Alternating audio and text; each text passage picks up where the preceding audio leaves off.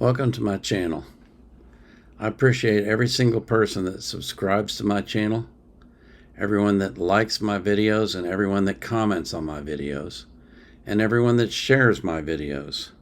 I don't do any promotion on my own, so all the people that are coming to my channel are strictly based on what you're doing when you view it and then your reaction to it. So I really appreciate you doing that for me. Today I want to talk about the Colorado USC game that happened yesterday. As I'm sure you're aware, USC defeated Colorado 48-41. And while it's never good to celebrate a loss, I think there's a lot of positives that Colorado can take from this game. For example, if you look at the box score and the stats, Colorado rushed for 193 yards, and USC got 95 yards rushing. So Colorado in past games has given up tremendous amounts of yards rushing. In this game, they managed to hold them to under 100 yards. That's a very encouraging statistic. That means that they've made some improvements on the defense, they've changed some things, and the defense looks like it's starting to gel. They're still giving up some chunk plays, which we're going to look at in a few minutes. But overall, they are doing a better job. Passing, CU passed for 371 yards and USC for 403. That's a reflection of the weak secondary that Colorado has right now, because their best defensive player, Travis Hunter, is not in the game. And their second best defensive player, who I think is Cormani McClain, is just starting to learn the system and getting his feet under him. So they're going to be better as the weeks go by. The defense in the secondary will improve.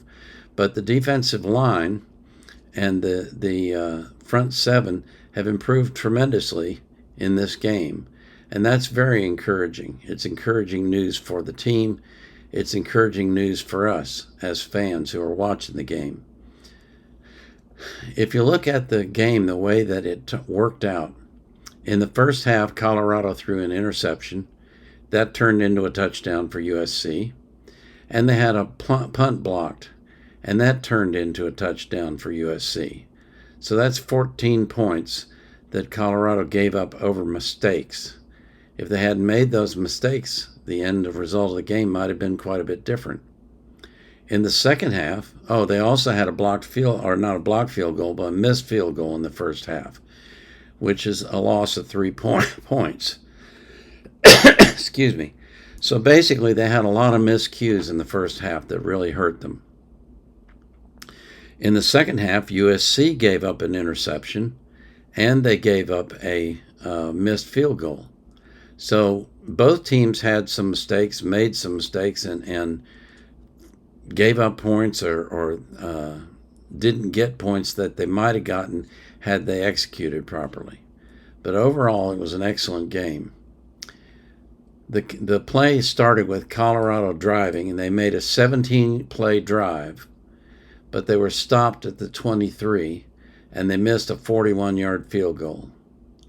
At that time, the score was 7-0. That would have made it 7-3. But because they missed the field goal, it was 7-0. Then on the next drive, Sanders throws an interception. It looked to me like it was a miscommunication between Xavier Weaver and Shedeur Sanders. But whatever it was an interception, and it led to the third touchdown from USC, which made the score 21-0. On the next drive, Colorado started at their 20, and they drove the length of the field and scored a touchdown. So the offense is moving the ball. They're just making mistakes along the way that are hurting them. So that made the score 21-7. Then Colorado stopped USC at the 45-yard line, and then they stopped themselves with self-inflicted wounds, penalties, and drop passes. Then on what I can only describe as a doofus play, I have no idea what the punter was thinking, but he caught the ball and started running with it and then tried to kick it. And, of course, it got blocked. And USC recovered it at the Colorado 22-yard line. That led to another touchdown. That made it 27-7 because USC missed the extra point. So then Colorado got stopped and had to punt, and USC drove the length of the field, and now the score is 34-7. It's looking really bleak for Colorado. But if you look at the performance of the offense, they're moving the ball. They're just making mistakes that are costing them points.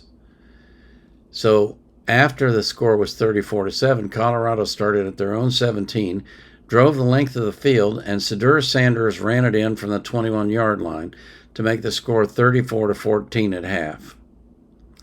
The second half was almost a mirror image in reverse of the first half. Colorado scored, I think it was 27 points, and USC scored 14. So they ended up with the score 48-41. They lost the game. But there's a lot to be encouraged by in this game. The offense played better. The defense played better. They stopped the run, essentially. At least they held it in bay. And they sacked the quarterback a couple times. They intercepted a pass. So they're doing a decent job, and they're getting better. And I think what we're seeing right now is we're seeing the team start to gel. And if they gel more than they have now, they're going to be a dangerous team to play. They found a new star this game in Omarion Miller, a freshman who caught 196 yards, caught some fantastic passes, especially one in the end zone that was an incredible catch, and an incredible throw by Sedur. And when Travis Hunter comes back, they'll have Xavier Weaver, Jimmy, Omarion Miller, and Travis Hunter as pass receivers. Who's going to stop that? And on the defensive side, if they get Travis Hunter and Cormani McClain, playing cornerback, they're going to be a tough team to beat. They're really going to be a tough team to beat. Travis Woods has 2 interceptions, I believe. Cameron Sylvan Craig has 2 interceptions, and they're both playing safety. It's just going to be, they're going to be a tough team to beat if what I'm seeing means that they're gelling. I don't know if it does. We'll have to see when they play Arizona State next week. But right now, it looks like the team is starting to gel. They're starting to play together. And if they can eliminate mistakes, they're going to be a tough team to beat. Let's take a look at some of the plays during the game and see what happened. This is the first touchdown by USC. Playing fast to start this game. They'll run it. On this play, the play starts off going to the left with the running back going left, and then he realizes it stops, so he turns and runs the other way. But what happens is the guy on the opposite end, on the right side, loses contain, and that ends up being a touchdown. Lloyd trying to bounce it, reverses field, hit the sideline. Lloyd down the sideline, touchdown Trojans. So that was a mistake by the defense. Of Dorian Singer, who transferred from Here's an Arizona example of a pass that happened far too often. Up as a receiver at the bottom of your screen. They missed that one, but watch Williams. Still. He may run this one. Here's Williams pumping, looking, taking his time all day to throw it. And this is another example. Side on throw. Wide open. Washington Wide across open. The field. Hits the sideline, touchdown. Nobody within 30 yards of him. I don't know how that happens. I don't know if that's a missed assignment or they were just in the wrong alignment or what's going on, but that's clearly a bad play. And they had too many of those. They gave up too many touchdowns where the receiver was completely unmolested. This makes the score 14-0. 71 yards.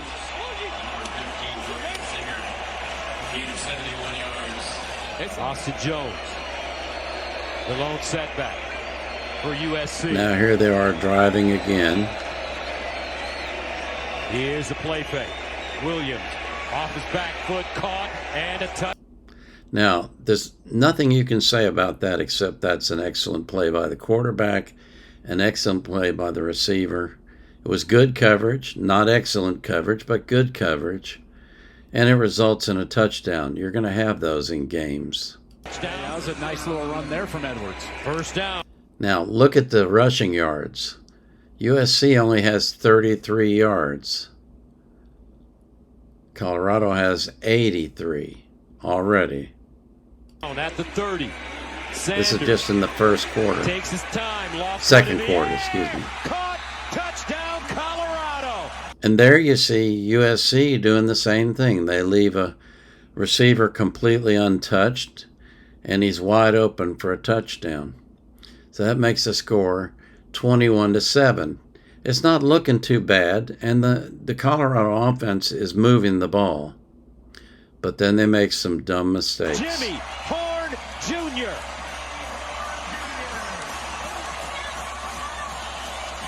At this point, the game was not out of hand.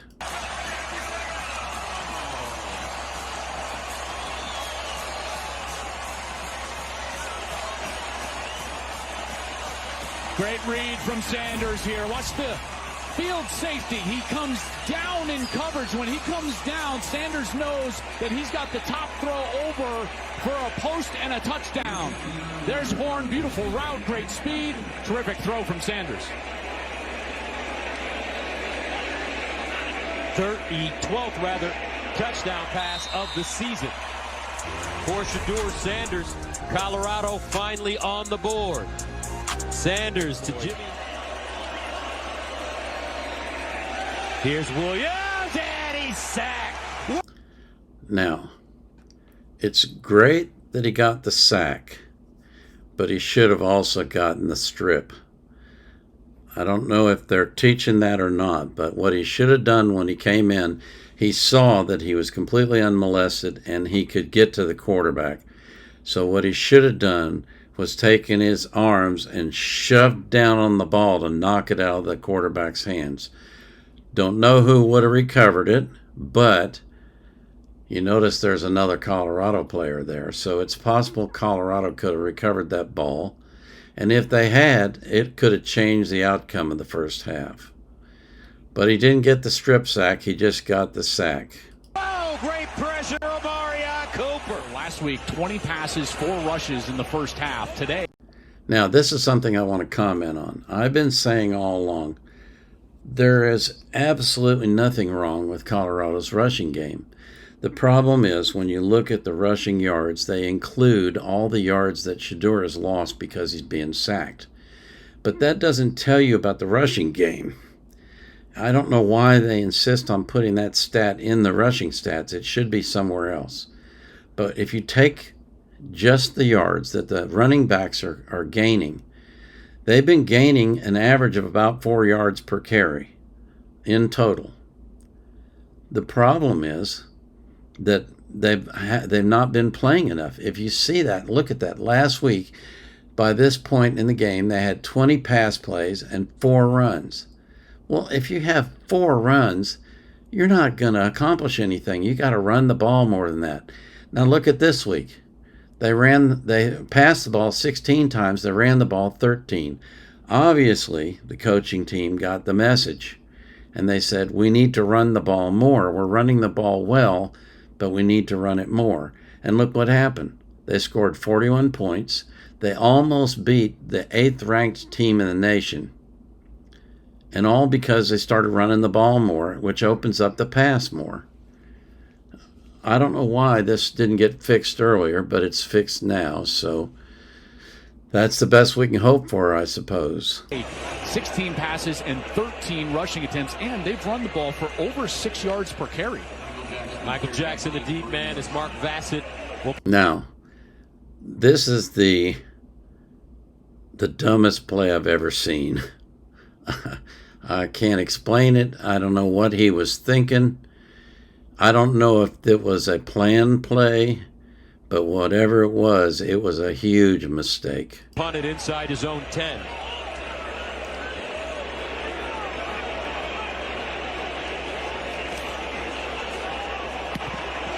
Gets it away. Blocked. And recovered. Second down and 11. Yeah. The score is 21-7. The game is still in hand. The offense is moving the ball. They've lost some points because they blew a field goal attempt, and they've made mistakes that have stopped drives, but they're still in the game. But then comes this idiot play. And what happens next? Well, watch for yourself.